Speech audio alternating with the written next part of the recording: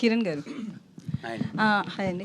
అయితే బేసికల్లీ ఇప్పుడున్న జనరేషన్ ప్రకారం ఎక్స్ ఎప్పుడైతే లైఫ్లోకి బ్యాక్ వస్తుందో వాళ్ళిద్దరూ సెట్ అవుతారు. బట్ మీరు రివర్స్లో మీ ప్రజెంట్ని సెట్ చేయడానికి అన్నారు. సో ఈ స్టోరీ చెప్పినప్పుడు ఈ జనరేషన్కి తగ్గట్లుగా లేదు అనిపించలేదా? లేదండి, ఈ జనరేషన్కి ఇది అవసరం. చాలా మంచిగా అనిపించిందండి. మీరు అన్నట్టు ఎక్స్ మన లైఫ్లోకి వస్తే ఏదో గొడవలు అయిపోతాయి, ఇప్పుడు మనకున్న లవ్ ఏదో డిస్టర్బ్ అవుతుంది అన్నట్టే అందరం ఆలోచిస్తాం. కానీ ఎప్పుడైతే తిను నాకు కథ చెప్పినప్పుడు ఎక్స్ మనకు కేర్ టేకర్లా మారితే ఎలా ఉంటుంది, ఎక్స్ వచ్చి మన లైఫ్లోకి నిజంగా మన తప్పులనే తెలిసి వాళ్ళు మన కేర్ టేకర్ అయ్యి మన ప్రజెంట్ లవ్ని ఏదైనా మనకు ప్రాబ్లమ్స్ ఉంటే సెట్ చేస్తే ఎంత బాగుంటుంది అన్నది చాలా క్యూట్ ఎమోషన్ అండి. మీకు సెకండ్ హాఫ్ ఆ ఎమోషన్ మీకు చాలా బాగా నచ్చుతుంది. అయితే మీరు ఒక ఈవెంట్లో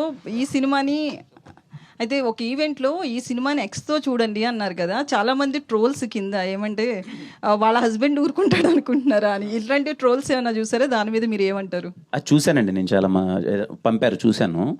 నేను ఓకే అది ఫన్నీ నోట్ అని కాదు, కానీ ఈ సినిమాలో మేము మంచి ప్రయత్నం చేసాం. మామూలుగా ఎక్స్ అనగానే మనం ఏదో గొడవలు అరుచుకోవడాలు అది కాకుండా ఎక్స్ వచ్చినా కూడా మనం వాళ్ళు మంచిగా ట్రీట్ చేయొచ్చు అనేది ఈరోజు మీకు సినిమాలో అది అర్థమవుతుందండి.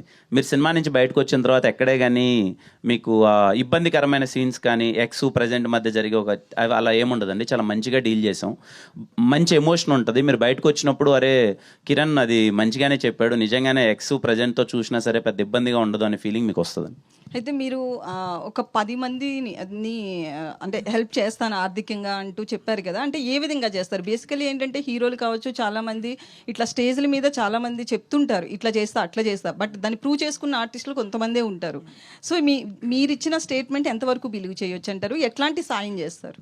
నేను ఆల్రెడీ చేయడం స్టార్ట్ చేసిన తర్వాతే ఈ మాట చెప్పానండి. I mean the process. నేను ఆల్రెడీ కొన్ని చేస్తున్నాను, అది ఎలా ఏంటి అన్నది వీఆర్ వర్కింగ్ అవుట్. ఎలా చేస్తే రైట్ పీపుల్కి అది రీచ్ అవుతుంది, ఎవరికి పడితే వాళ్ళకి కాకుండా రియల్లీ ఎవరైతే ఇంట్రెస్టెడ్ ఉన్నాడో రైట్ పీపుల్కి. ఎందుకంటే చాలామంది అప్రోచ్ అవ్వచ్చు, కానీ మన అందరికీ చేయలేము, మన పరిస్థితి కాకపోవచ్చు. కానీ ఎవరికైతే చేస్తున్నామో ఒక రైట్ వేలో చేద్దామన్నది మేము ప్లాన్ చేస్తున్నాం. అది ఏంటి అన్నది త్వరలో నేను ఎలా ఏంటి అన్నది ప్రాసెస్ నేను చెప్తానండి. బట్ మేము already we started something and content oriented సినిమాలు చేసి సక్సెస్ కొట్టడం ఒక ప్రాసెస్, కమర్షియల్ సినిమాలు చేసి ఆ సక్సెస్ కొట్టడం వచ్చే కిక్కు అది వేరు.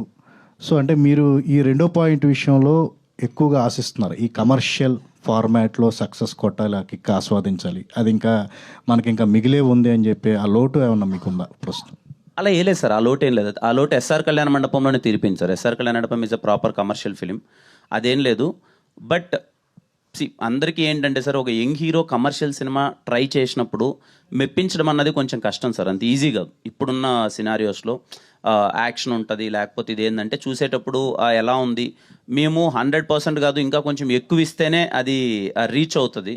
ఐ హోప్ మీకు దిల్రుబా సినిమాలో నేను ప్రయత్నించిన ప్రతి ఫైట్ కావచ్చు, లేకపోతే ఈ చిన్న కమర్షియాలిటీకి తగ్గ ఆస్పెక్ట్స్లో నేను కనిపించింది ప్రతి ఒక్కటి నేను మిమ్మల్ని ఇంప్రెస్ చేస్తానని నేను అనుకుంటున్నాను సార్. Let's see.